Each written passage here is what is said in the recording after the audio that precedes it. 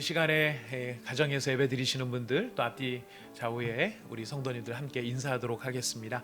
하나님께서 당신을 지켜주시고 은혜 베푸시고 평강 주시기를 원합니다. 인사하겠습니다.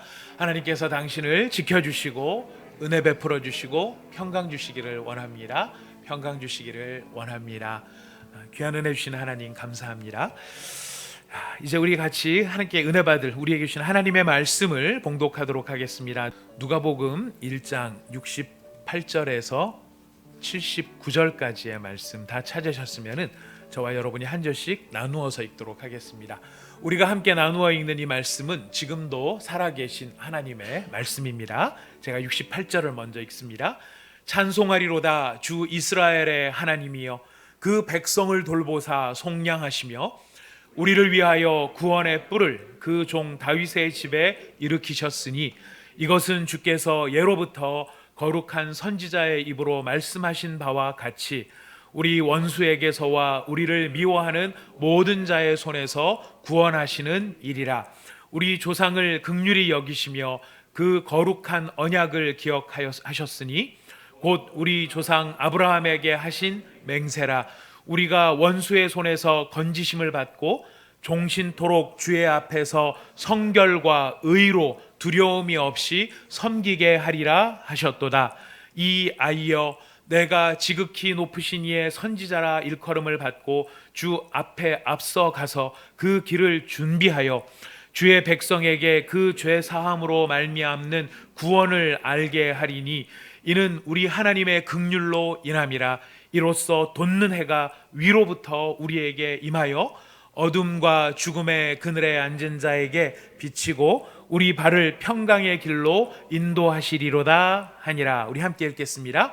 아이가 자라며 심령이 강하여지며 이스라엘에게 나타나는 날까지 빈들에 있으니라. 아멘. 하나님의 은혜 가운데 우리가 염려할 것 많고 걱정할 것 많고 우리의 마음에 두려움을 심어주는 여러 환경 속에서도 우리의 마음에 찬송이 솟아나게 하시고 하나님으로 말미암는 기쁨이 솟아나게 하시고 우리가 아픈 중에도 하나님을 찬송할 수 있는 그런 영광을 우리에게 베푸신 줄 믿습니다. 여러분, 지난 한 주간 그런 은혜로 살아오셨죠? 힘든 일도 많이 있으셨죠? 압니다. 힘든 일도 많이 있으시고 걱정할 일도 많이 있으셨을 줄로 압니다. 그러나 그 힘듦과 걱정 속에서도 여러분 찬송하며 살게 하신 줄로 믿습니다. 우리 하나님의 은혜는 바로 이와 같이 우리의 속마음 속에서 솟아나는 기쁨으로 우리의 마음에 평강을 누리도록 하시는 것이 하나님의 은혜입니다. 이 귀한 은혜를 주신 하나님께서 누가복음 1장의 말씀을 통해 지난 몇 주간 우리에게 참 여러 가지 말씀들을 주셨습니다. 우리의 삶에 해결되지 않을 것 같은 문제들, 응답되지 않는 것 같은 문제들, 정말 화석화된 문제들, 이런 상황 앞에서도 하나님을 신뢰하며 찬양하며 우리 하나님께 충성을 다하는 것이 의미가 있을까? 이런 질문이 우리 가운데 들 수 있는데 누가복음 1장에서는 그런 질문에 답을 줍니다. 그런 상황에서도 하나님을 변함없이 신뢰하고 사랑하고 충성하는 것 충분히 의미가 있다. 충분히 의미가 있다. 왜냐하면 하나님이 반드시 응답하시기 때문에 그렇다라는 것입니다. 누가복음 1장을 통해서 하나님은 우리에게 이렇게 알려주셨습니다. 하나님은 반드시 응답하시는 하나님, 끝까지 충성하는 자들을 결코 외면하지 아니하시는 하나님. 그래서 엘리사벳을 통해서 이렇게 고백하게 하십니다. 하나님은 나를 부끄럽게 만드시지 않는 하나님이시다. 하나님은 나의 모든 수치를 물리치시는 분이시다. 바로 그 하나님이 우리의 하나님이신 줄 믿습니다. 바로 그런 하나님이시기 때문에 마리아를 통해서 이렇게 우리에게 또 깨달음을 주셨습니다. 하나님께서 아버지이시기 때문에 아버지시니까 당연히 우리에게 응답하시고, 아버지이시니까 당연히 우리를 지켜주시고, 아버지이시니까 당연히 우리를 보호해 주신다. 그것처럼 우리도 하나님의 자녀이기 때문에 우리도 마땅히 자녀로서 당연하고 자녀로서 마땅한 순종과 응답을 하나님께 드릴 수 있어야 된다. 이것이 자연스러운 것이다. 이걸 우리에게 알려주셨습니다. 기억나시죠? 그래서 우리가 기도 응답이 되는 게 기적이다 아니면 당연한 거다? 당연한 거다. 기도 응답이 안 되는 게 오히려 이상한 거다. 마찬가지로 순종이 놀라운 일이 아니라 순종이 당연한 것이다. 그래서 마리아가 어떻게 순종을 합니까? 주의 여종이 오니 말씀대로 내게 이루어지리이다. 마리아 대단하네. 오, 마리아 대단하네가 아니었죠. 마리아 당연하네. 우리도 당연히 이렇게 응답할 수 있는 존재로 부름받았다는 것, 이 놀라운 말씀이 누가복음 1장에 우리에게 전해진 말씀 중에 하나였습니다. 그리고 세 번째로 우리에게 주셨던 말씀, 사가랴가 입이 열리고 혀가 풀리는 일이 있었죠. 사가랴가 어떨 때 입이 열리고 혀가 풀렸습니까? 순종할 때. 하나님의 말씀의 결을 따라 그 말씀의 방향과 흐름, 이 말씀의 결이라고 하는 것은 무엇이냐면, 하나님께서 말씀을 주실 때는 이 말씀에 문자적인 의미가 있지만 더 중요한 것은 문자 이면에 담구어 놓으신 하나님의 의도가 있습니다. 그 의도를 바라보면서 순종하는 것이 말씀의 결을 따른 순종인 거예요. 말씀의 문자만 따랐던 사람들이 바리새인들이죠. 안식일을 지켜라 그랬을 때 안식일에 일하지 마라, 이거를 문자적으로만 그대로 지켜서 절대로 일하지 마라, 일하지 않게 하기 위해서 어떻게 합니까? 환자도 못 고치게 하죠. 환자도 못 고치게 했습니다. 환자를 고치신 예수님을 보면서 바리새인들이 오히려 역정을 내죠. 이거는 말씀을 순종하는 것 같지만은 무엇을 놓친 것입니까? 그 말씀에 담겨 있는 하나님의 의도, 하나님의 마음을 못 읽은 거예요. 안식일을 제정하신 하나님의 마음은 자비와 긍휼 때문에 안식일을 제정하셨습니다. 그러니까 예수님이 그 하나님의 마음을 아시니까 어떻게 하세요? 그 말씀의 결을 따라 순종하시는 거예요. 환자를 고치시는 겁니다. 아픈 자를 낫게 하시는 거예요. 이거는 일이 아니다. 하나님은 아픈 자를 고치시는 자비의 하나님이시다. 이게 말씀의 결을 따라 순종하는 것이죠. 우리한테 이제 이런 훈련들이 필요하고 이런 순종이 필요한데, 이런 순종을 할 때에 사가랴가 입이 열리고 혀가 풀린 것처럼 그 비유로 말씀을 드렸습니다. 밀가루 포대에 실로 박음질된 밀가루 포대 풀 때 이 결을 따라서 풀면 후두둑 풀리지만은 결을 따르지 않고 역으로 풀면 정말 고생한다고 말씀을 드렸습니다. 언제 우리의 입이 열립니까? 언제 우리의 일들이 풀립니까? 네, 순종할 때. 하나님의 말씀의 결을 따라 그 의도대로 순종할 때 우리의 일이 풀리고 우리의 미래도 열릴 줄로 믿습니다. 바로 이것이 누가복음 1장을 통해서 우리에게 주셨던, 지금까지 주셨던 말씀입니다. 근데 여러분, 이런 여러 중요한 말씀들 중에서 우리 누가복음 전체의 누가복음 1장의 주제가 있습니다. 우리가 이 주제를 이번 주와 다음 주에 볼 텐데요. 누가복음 사가랴가 등장하고 마리아가 등장하고 가브리엘이 와서 천사의 계시를 알려주고 엘리사벳이 아이를 낳고 하는 여러 가지 일들, 정말 사건들이 쭉 나열이 되어 있습니다만은, 이것들이 각각 또 개별적으로 각자에게 주시는 은혜, 또 각자가 받는 믿음의 성장, 반응, 이런 게 있지만은요, 전체로 놓고 보면 이것이 따로따로 되어 있는 게 아니라 하나로 엮여져 있는 이야기입니다. 한 가지 주제로 엮여져 있습니다. 그 주제가 무엇이냐면 바로 예수 그리스도예요. 지금 이 가브리엘이 하는 이야기나 또 마리아의 반응이나 또 사가랴의 찬송시나, 이 모든 것들이 한 가지 주제를 향해 나가고 있는데, 그것은 바로 예수 그리스도, 바로 그 예수 그리스도를 통해 이루실 하나님의 나라, 여기에 초점을 맞추고 있다는 것이, 이게 얼마나 중요한가. 이 우리 신앙의 본질입니다. 우리 신앙의 내용이고요. 우리 신앙의 전부가 바로 예수 그리스도로 말미암는 하나님의 나라, 이것이 우리의 믿음의 전부이고 우리가 소망하는 소망의 모든 것, 바로 이것이 예수를 통해 이루실 하나님의 나라인 것입니다. 그래서 가브리엘이 마리아를 찾아와서 하는 이야기가 바로 이런 이야기를 하죠. 우리 누가복음 1장 30절부터 33절 말씀 같이 읽어보겠습니다. 누가복음 1장 30절부터 33절 한 목소리로 같이 힘차게 읽어봅시다. 시작. 천사가 이르되 마리아여 무서워하지 말라, 내가 하나님께 은혜를 입었느니라. 보라, 내가 잉태하여 아들을 낳으리니 그 이름을 예수라 하라. 그가 큰 자가 되고 지극히 높으신 이의 아들이라 일컬어질 것이요 주 하나님께서 그 조상 다윗의 왕위를 그에게 주시리니 영원히 야곱의 집을 왕으로 다스리실 것이며 그 나라가 무궁하리라. 아멘. 가브리엘이 마리아에게 지금 전하는 하나님의 말씀의 핵심은 네가 아들을 낳을 것인데 그 아들의 이름을 예수라고 지어라. 이게 끝이 아니에요. 그죠? 이게 끝이 아니에요. 아들을 낳는다, 이름을 예수라고 지어라. 어쩌면 우리들의 많은 기도들은 여기에 있는지 모르겠습니다. 하나님 아들 주십시오, 아니면 자녀 주십시오. 이렇게 만약에 이렇게 사가랴처럼 기도한다면 우리는 어디까지를 응답이라고 생각하느냐면은 네가 잉태하였다, 이름을 은수라 해라 해서 거기까지 아들을 주셨구나, 아들을 주셨네, 응답받았네, 이렇게 끝날지 모릅니다.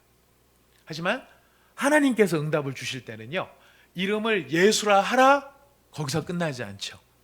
그 예수가 무슨 일을 할 것인가, 그 예수가 어떤 존재인가, 그의 존재와 사명까지 알려주시는 것이 하나님의 응답인 것이. 아들을 낳으리니, 아기를 못 갖던 집에서 아기를 갖게 하시면서 하나님이 이제 아들을 주셨습니다. 그러면은 그 아들을 얻은 가정에서는 어떻게 이제 기도를 해야 될까요? 돈이 지질이 없어서 너무너무 힘들어서 괴롭던 사람들이 하나님께서 이게 복을 주셔가지고 이게 뭔가 풀리게 됐어요. 이제 돈을 하나님이 주셨단 말이죠. 할렐루야. 그걸로 끝나야 될까요? 너무너무 건강이 좋지 않아서 힘들어서 하나님이 질병을 낫게 해주십시오, 고쳐주십시오. 하나님이 고쳐주셨어요. 그걸로 응답이 되고 끝난 걸까요? 아니요. 그 다음에 우리의 기도가 따라가야 됩니다. 어떤 기도가 따라가야 될까요? 주여, 이 아들을 왜 주셨습니까? 하나님, 이 아들을 왜 주셨습니까? 하나님, 이 돈을 왜 주셨습니까? 하나님, 이 돈을 왜 주셨습니까? 질문해야 돼요. 알아야 돼요. 그죠? 하나님이 건강을 주셨어요. 하나님, 왜 저에게 건강을 다시 회복시켜 주셨습니까? 건강을 주신 이유가 어디에 있습니까? 질문해야 됩니다. 여러분, 하나님께서 아들 주시고 돈 주시고 건강 주셨는데 그거 그냥 네가 원하니까 내가 줄게, 이것으로 끝나지 않죠? 거기에 반드시 이유가 있으십니다. 그 이유를 깨달아야 됩니다. 그리고 그 이유를 따라 순종해야 됩니다. 그럴 때 그 모든 것들이 합력해서 가장 아름다운 응답이 되는 것이죠. 바로 그것처럼 지금 아들을 낳으리니 예수라 하라. 그리고 끝난 게 아니죠. 그 예수가 어떤 존재가 될 것인가? 그는 여러분 다 읽으셨습니다. 큰 자가 될 것이다. 지극히 높은 이의 아들이라 일컬어질 것이다. 주 하나님께서 그 조상 다윗의 왕위를 그에게 주실 것이고 영원히 야곱의 집을 왕으로서 다스릴 것이고 그 나라가 무궁할 것이다. 아들을 주시는데 예수라고 하라. 그 아들이 뭐를 합니까? 이스라엘의 왕이 될 것이다. 영원한 왕이 될 것이다. 그런데 이 왕이 된다는 게 그냥 왕이 되는 것이 아니라 하나님께서 이제까지 수많은 선지자들을 통해서 약속하셨던 약속이 있는데 이 아들 예수는 그 약속을 따라 세워지는 왕이 될 것이다. 이 이야기를 하고 계시는 거예요. 자, 어떤 하나님이 계시를 주셨을까요? 하나님께서 수많은 선지자들을 통해 예수님 오실 것을 예언하였지만은요, 그 중에서 정말 놀랍게도 가장 많은 예언을 한 사람 중에 한 사람이 다윗입니다. 다윗의 시편은 기도이면서도 예언이 담겨져 있어요. 우리 시편 2편을 한번 가보도록 하겠습니다. 누가복음으로 돌아올 테니까요, 잠깐 끼워 놓으시고 시편 2편 가보겠습니다. 시편 2편 6절 말씀부터 12절 말씀까지입니다. 다 찾으셨으면 같이 읽어보겠습니다. 시작. 내가 나의 왕을 내 거룩한 산 시온에 세웠다 하시리로다. 내가 여호와의 명령을 전하노라. 여호와께서 내게 이르시되 너는 내 아들이라. 오늘 내가 너를 낳았도다. 내게 구하라. 내가 이방 나라를 내 유업으로 주리니 내 소유가 땅 끝까지 이르리로다. 내가 철장으로 그들을 깨뜨리며 질그릇같이 부수리라 하시도다. 그런즉 군왕들아, 너희는 지혜를 얻으며 세상의 재판관들아, 너희는 교훈을 받을지어다. 여호와를 경외함으로 섬기고 떨며 즐거워할지어다. 그의 아들에게 입맞추라. 그렇지 아니하면 진노하심으로 너희가 길에서 망하리니 그의 진노가 급하심이라. 여호와께 피하는 모든 사람은 다 복이 있도다. 아멘. 내가 나의 왕을 거룩한 산 시온에 세웠다. 너는 내 아들이라. 내가 너를 낳았다. 내 아들에게 입맞추라. 이거 다 누가 지금 노래하고 있는 시냐면 다윗이 노래하고 있는 시예요. 예수님이 태어나기도 전에 훨씬 몇백 년 전에 다윗이 이 예수님의 때를 예언하게 하시는 성령의 감동하심을 입어 예수님에 대해서 예언하였는데, 가브리엘이 지금 말하는 이 이야기는 바로 다윗이 보았던 그 계시가 지금 예수를 통해 이루어질 것이다 하는 것을 알려주시는 것입니다. 여러분 기억하십시오. 예수님은 지극히 높으신 자의 아들, 하나님의 아들이실 뿐만 아니라 그의 신분과 그의 지위는 무엇입니까? 왕이십니다. 예수는 왕이십니다.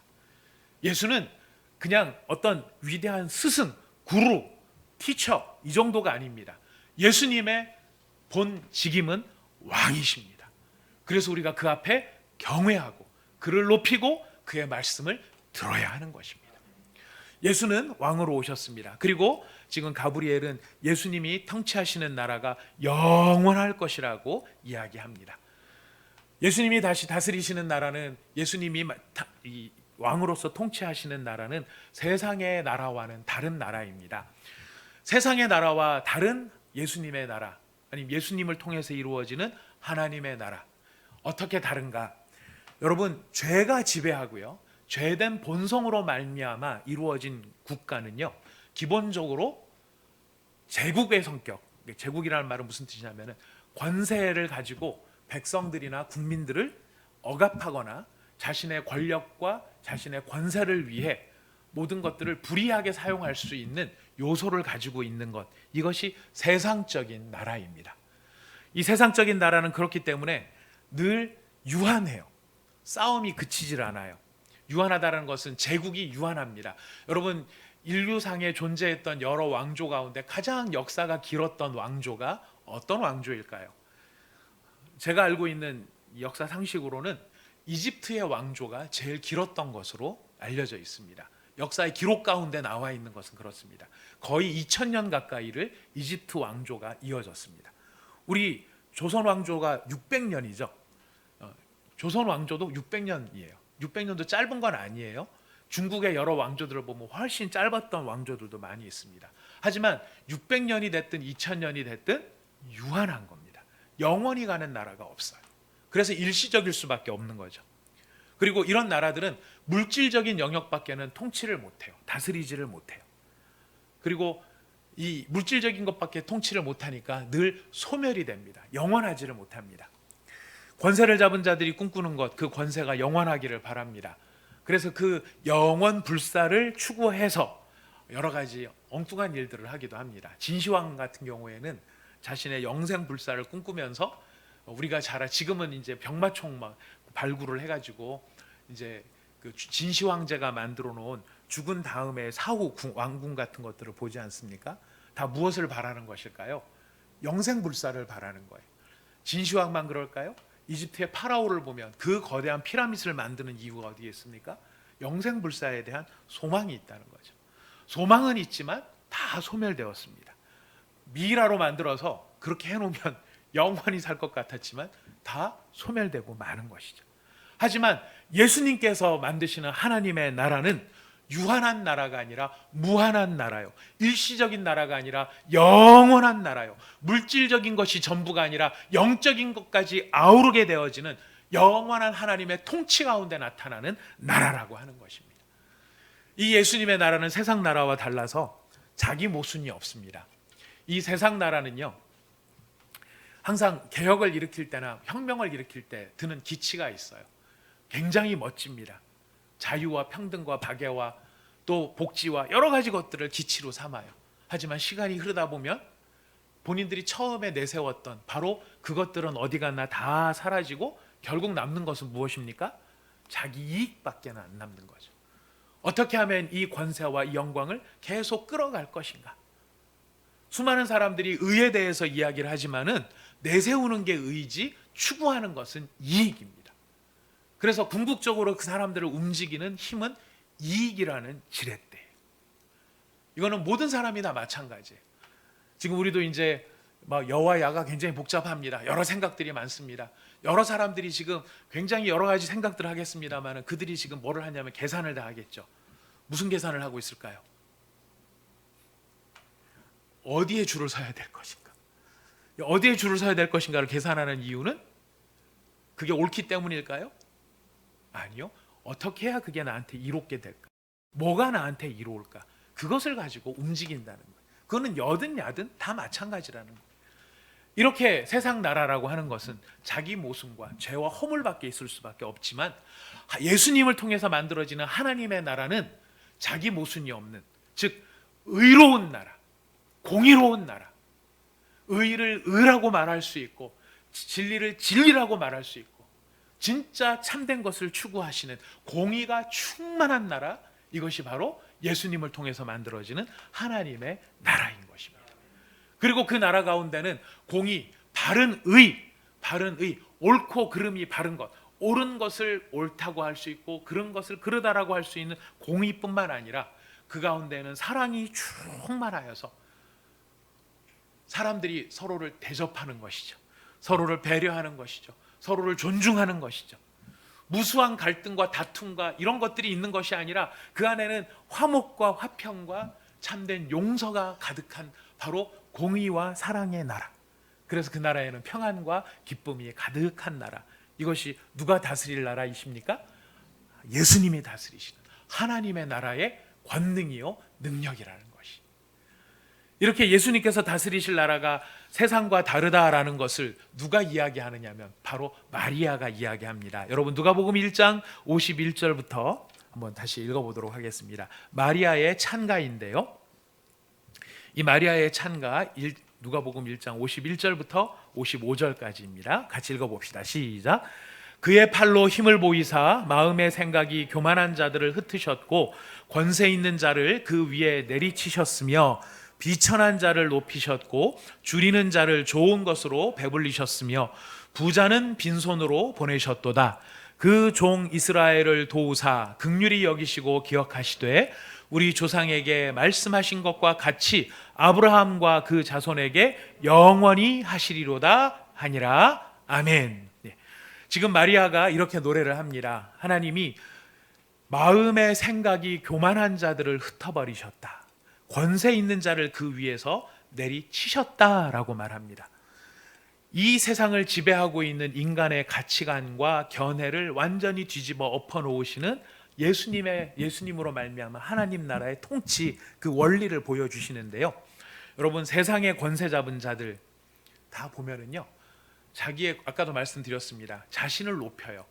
자신을 높이기 위해서 자신을 우상화하기도 하고요. 내가 신이다고까지 말하는 그런 사람들까지 등장을 합니다. 그러다 보니 누구를 무시하느냐면 하나님을 무시하고 하나님을 두려워하지 않습니다. 교만합니다. 내가 하면 뭐든지 다 할 수 있다. 누가 나를 막겠느냐? 여러분 이런 교만한 왕들은 과거에만 있었던 게 아니라 오늘날 현대에도 존재를 하죠. 자기의 권세와 자기의 권력에 조금이라도 문제가 될 만하고 해롭다고 할 만하고 사람들이 문제를 제기할 만한 어떤 것도 드러나지 않게 하는 거죠. 마치 좋은 것만 계속 있는 것처럼 만드는 그런 모습으로 만드는 것. 다 이게 지금 누구를 두려워하지 않기 때문에 그런 것일까요? 하나님을 두려워하지 않는 거죠. 하나님을 두려워하지 않고 교만 가운데 있는 사람들, 하나님이 그런 자들을 내치시겠다라고 말하는 것입니다. 그리고 오히려 가난하고 신분이 낮고 학대받고 어려움을 당하는 바로 그런 사람들, 비천한 자들을 오히려 높여주시는 바로 그것이 예수 그리스도를 통해 이루어지는 하나님의 나라라는 것입니다. 그리고 또한 이 부자는 줄이고 가난한 자들은 배불리게 된다. 이 말씀은요, 줄이는 자들을 좋은 것으로 배불리시고 부자는 빈손으로 보내셨다. 이거는 무슨 뜻일까요? 자기의 부족함, 내가 진리를 모르는구나, 내가 다 아는 게 아니구나, 내가 영적인 지식이 없구나, 하나님을 알지 못하는구나, 이렇게 영적인 목마름과 영적인 배고픔이 있어서 하나님의 나라와 의의를 간절히 기다리는 사람들, 이게 가난한 자들이. 심령이 가난한 자는 복이 있나니 천국이 저희들의 것입니다. 예수님 말씀하셨죠. 그렇게 영의 양식을 간절히 기다리는 사람들한테는 하나님께서 충만한 것으로 베푸시는 거예요. 그런데 자기 만족에 빠져요. 뭐 하나님의 알고 지식, 뭐 성경 지식 이런 거 없어도 나는 세상을 잘 살고 있고 지금 행복하게 살고 있고 뭐 나는 영적으로 전혀 배고프지 않아. 이런 것이 교만한 자들이고 영적으로 배부른 자들인 것이죠. 너희가 정말 그렇게 생각한다면 하나님은 이야기하십니다. 그런 자들에게는 진리와 깨달음을 주시지 않는다라는 것이. 어떤 사람에게 주십니까? 목마른 자, 찾는 자, 갈구하는 자, 간절히 원하는 자들에게 하나님께서 은혜를 베푸신다는 것입니다. 여러분, 그 증거가 누구이냐면 마리아 자신이에요. 마리아가 이렇게 노래하는 이유가 어디에 있냐면 자기가 그래서 그런 거예요. 마리아는 비천한 존재였습니다. 나사렛이라는 동네 자체가 비천한 존재였고요. 나사렛은 지금도 이스라엘 사람들한테는 별로 그렇게 좋은 동네로 여김을 받지 못한다 그래요. 제가 51년도 통계 자료가 있어서 그거를 찾아봤는데 지금 자료는 제가 못 찾겠더라고요. 나사렛에 몇 명이 살았냐면은 50년도에 10,000명 정도가 살았답니다. 근데 그 중에 크리스찬이 30%, 70%였고 30%가 모슬렘이었다고 합니다. 유대인은 한 사람도 없었다고 해요. 그 당시에. 이 유대인들은 나사렛을 의도적으로 싫어하는 동네, 그런 동네에서 자라난 비천한 여자가 마리아 자신인데 지금 마리아는 놀라는 겁니다. 하나님께서 하나님의 아들을 우리 가운데 지금 보내시는데, 하나님의 구원을 위해서 보내시는데 누구에게 지금 보내시냐면 자기한테 보내신 거예요. 그러니까 마리아 입장에서 깜짝 놀랄 일이죠. 왜요? 예루살렘에 있는 여자, 이게 가문이 좋은 여자, 배운 게 많은 여자, 소유가 많은 여자, 이런 여자를 찾지 아니하시고 지금 누구를 통해서 예수님을 보내시냐면은 마리아를 통해서 보내시는데, 그 마리아가 가지고 있는 유일한 내놓을 만한 건 뭐냐면 바로 믿음이라는 거예요.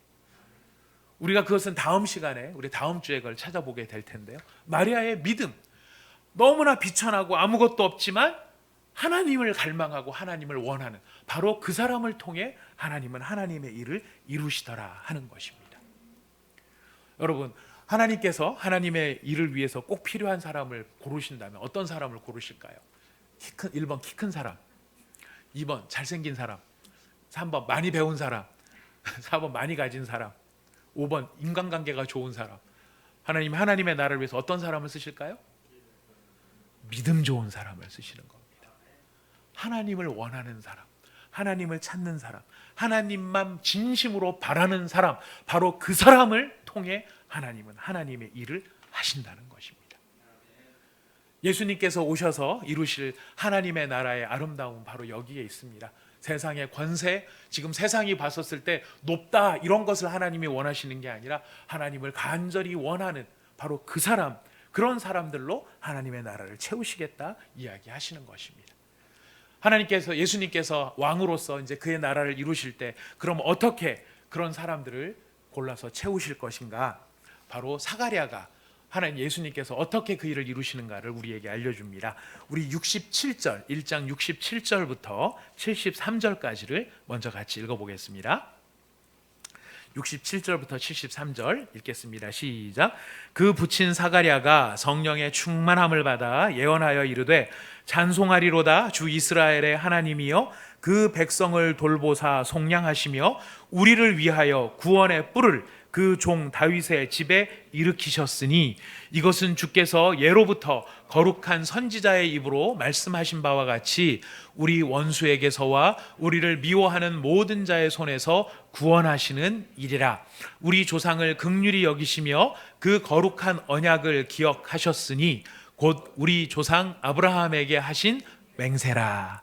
아브라함에게 하신 맹세, 그리고 그 약속을 따라 지금 구원자를 보내셨는데, 예수님을 보내셨는데, 그 예수님을 사가랴는 뭐라고 표현했느냐면 구원의 뿔이다라고 표현했습니다. 구원의 뿔. 왜 구원의 뿔이라고 이야기를 했을까요? 뿔은 무엇을 상징하는 것일까요? 다니엘서에 보면 미래에 대한 예언 가운데에 다니엘이 본 10뿔 달린 짐승의 환상이 있습니다. 요한계시록에도 보면은 10뿔 달린 짐승의 환상이 나옵니다. 다니엘서에는 그 해석이 나오는데요. 짐승은 국가를 의미합니다. 제국을 의미합니다. 그리고 뿔은 무엇이냐면 그 제국의 왕, 황제를 뿔로 표현을 합니다. 10명의 황제가 있을 것이다. 10뿔 달린 짐승의 환상이 나타나는 거죠. 그 뿔은 무엇을 의미하는 것일까요? 바로 왕을 의미하는 것이죠. 지금 사가랴는 구원의 왕, 구원의 뿔, 하나님께서 약속을 따라 한 왕을 세우실 것인데 그 왕을 통해서 무슨 일을 하시는가? 우리 77절 말씀입니다. 77절. 우리 77절부터 79절 마지막으로 같이 읽어보겠습니다. 시작. 주의 백성에게 그 죄사함으로 말미암는 구원을 알게 하리니 이는 우리 하나님의 긍휼로 인함이라. 이로써 돋는 해가 위로부터 우리에게 임하여 어둠과 죽음의 그늘에 앉은 자에게 비치고 우리 발을 평강의 길로 인도하시리로다. 아멘. 예수님께서 왕으로 하나님의 나라를 만들어 가시고 그 백성을 부르시는데 어떻게 부르시는가? 어떤 사람을 구원하시는가? 어떻게 구원하시는가? 77절에 보니까 주의 백성에게 죄사함으로 말미암는 구원을 이루신다. 죄사함으로 말미암는 구원을 이루신다. 여러분, 죄사함으로 말미암는 구원. 우리가 죄사함을, 죄에 대해서 우리가 굉장히 쉽게 생각하는 세대를 살아가고 있습니다만, 여러분, 우리가 구원 그러면은요, 하나님께서 행하실 좋은 일들 그러면 하나님께서 나에게 건강을 주시고 좋은 환경을 만들어 주시고 인간관계를 좋게 해 주시고 내게 이 문제가 풀려서 돈이 많게 되고 이런 것들이 하나님이 주시는 복이라고 생각을 합니다. 구원이라고 생각합니다. 맞습니다. 이 모든 것은 하나님이 주시는 좋은 것들입니다. 그런데 여러분, 이 좋은 것들을 누가 누리는 줄 아세요? 어떻게 해야 누리는 줄 아세요? 우리가 하나님이 때에 따라서 필요한 환경도 만들어주시고 필요한 사람도 붙여주시고 필요한 사업도 성공시켜주시고 필요한 소유들도 갖게 하여 주셔서 그걸로 하나님의 영광을 위해서 일하게 하시는데요. 여러분, 그 일이 중요한 게 아니라 더 중요한 게 있습니다. 그런 은혜와 복을 누구에게 주시는가? 더 큰 전제가 있어요. 죄사함을 받은 자들에게 주시는 거예요.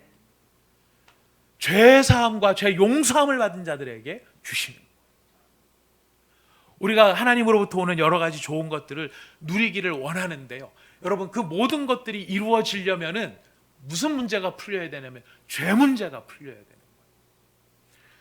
우리가 육신의 병에 걸려도 얼마나 심각하게 생각합니까?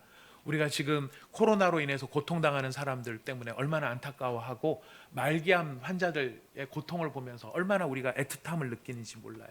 그리고 우리가 어떻게 할 수 없는 심각한 병 앞에서 우리는 정말 인간의 한계를 경험을 하고 이게 얼마나 무서운 일인가 하는 것들을 생각합니다. 여러분, 육신의 병도 참 심각하지만은요, 병 중에서 가장 심각한 병은 영혼의 병입니다. 영혼의 병은요, 죄로 나타나요. 영혼의 병은 무엇이냐면 하나님과의 관계가 단절되어져서, 여러분 여기 꽃이 있습니다. 우리 많은 비유를 들지 않습니까? 이 꽃이 있고 나무가 있는데 보기에 아무리 좋은 이 꽃, 정말 이 꽃 지금 참 보기 좋아요. 근데 여러분 다 아시죠? 이 해바라기 죽은 해바라기입니까? 산 해바라기입니까?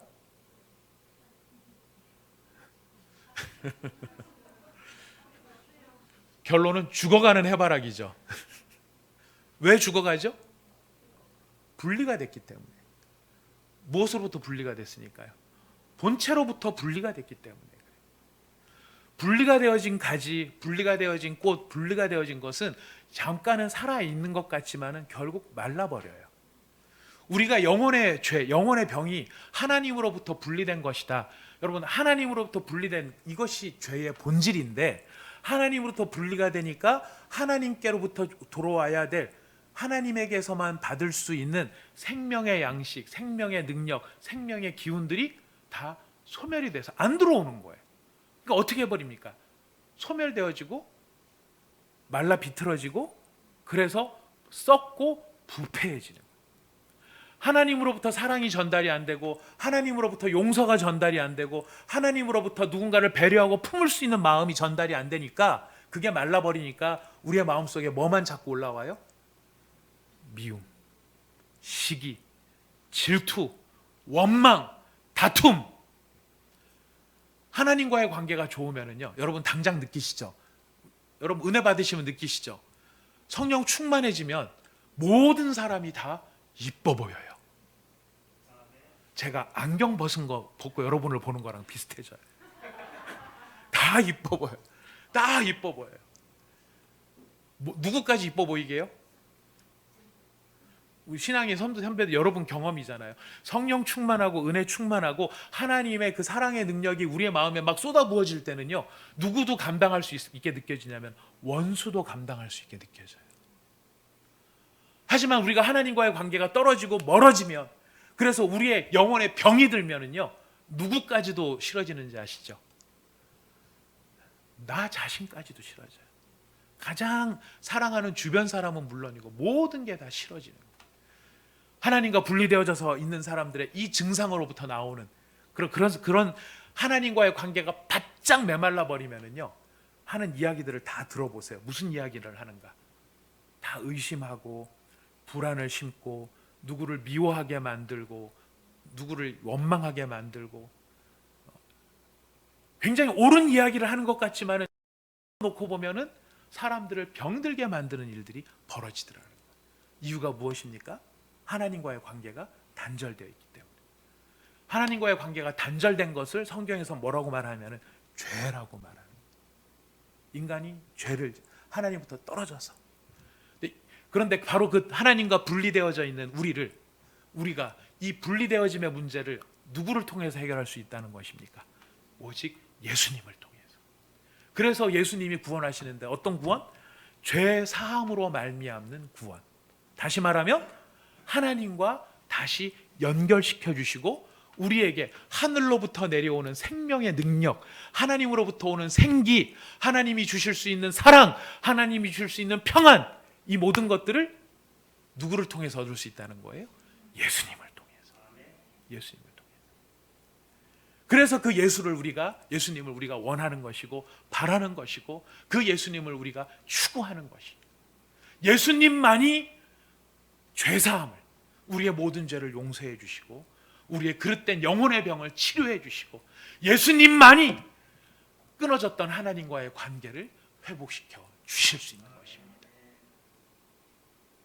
여러분, 그래서 우리는 누구를 찬양합니까? 예수님을 찬양하고 또 누구를 찬양합니까? 예수님을 보내사 우리로 하여금 복을 누리도록 하게 하시는 하나님을 찬양하는 것입니다. 성경은 말합니다. 성경이 하나님의 성품에 대해서 이야기합니다. 하나님은 우리를 힘들게 하시기를 원하십니까? 아니면 우리가 잘 되기를 원하십니까? 여러분의 삶을 보면 하나님께서 여러분들을 힘들게 하기를 원하시고 하나님 여러분을 괴롭게 하기를 원하시는 것 같으십니까? 여러분이 잘 되기를 바란다고 느껴지십니까? 할렐루야! 정말 그렇습니다. 하나님 우리가 진짜 잘 되기를 원하십니다. 그래서 누구를 보내시는 거예요? 예수. 그 예수를 의지하고 그 예수와 연합되어질 때에 그 예수로 말미암아 그 예수님 때문에 하늘의 각종 좋은 것들이 예수로 인해 우리에게 쏟아지게 되는 것입니다. 그래서 누가복음의 모든 주제, 누가복음 1장의 모든 주제가 예수께로 가는 이유가 바로 그 예수로 말미암아 죄사함을 얻을 수 있게 되기 때문에 그런 것입니다. 사랑하는 성도 여러분, 여러분들은 지금 예수님을 바로 모시고 있습니까? 그 예수님과 연합되어져 있습니까? 그 예수님으로 인해서 하나님 하늘로부터 내려오는 은혜를 누리고 계십니까? 그렇지 않으면 여러분의 영혼이 바짝 메말라서 우리 스스로가 볼 때에도 더 이상 내게 힘이 없어, 기운이 없어, 아무것도 못하겠어, 끝났어, 이런 원망과 좌절감의 마음만으로 여러분의 마음이 가득하십니까? 여러분이 그러시다면 다시 예수를 붙잡으시기를 바랍니다. 예수를 찾으시기 바랍니다. 그 예수를 의지하시고 그 예수를 사랑하시기를 바랍니다. 그럴 때 그 예수로 말미암아 우리에게 주시는 놀라우신 하늘의 능력이 다시금 우리를 소생시켜 주실 것입니다. 우리 다 같이 이 시간 기도하도록 하겠습니다. 이 시간 함께 같이 마음을 모아서 함께 기도합니다. 예수님이 얼마나 중요한 분이신지 가브리엘이 와서 예수님이 나실 것을 이야기해 주셨고, 마리아가 지금 노래하기를 그 예수님이 다스리시는 나라는 이 세상의 나라와 같지 아니하여서 참된 공의와 정의가 있는 나라, 사랑이 넘치는 나라일 것을 선포하고 있습니다. 사가랴는 그 예수의 나라, 다윗의 구원의 뿔, 다윗을 통해, 다윗의 가문을 통해 나타나는 그 구원의 뿔로 말미암아 죄 사함으로 말미암는 구원이 임할 것을 이야기해주고 계십니다. 이 놀라운 은혜가 주여 이 시간 나에게 아버지 하나님 깨달아지게 하시고 나에게 성취되게 하여 주시어서 내 마음속에 오직 예수님만이 충만하게 되기를 원합니다. 이 예수님만을 붙잡기를 원합니다. 예수님으로 말미암아 하늘의 생기가 나의 영혼 속에 솟아 풍성하게 흘러들어오게 하여 주시옵소서. 우리 같이 이 시간 마음을 다하여 기도하도록 하겠습니다. 하나님 아버지 참으로 감사합니다.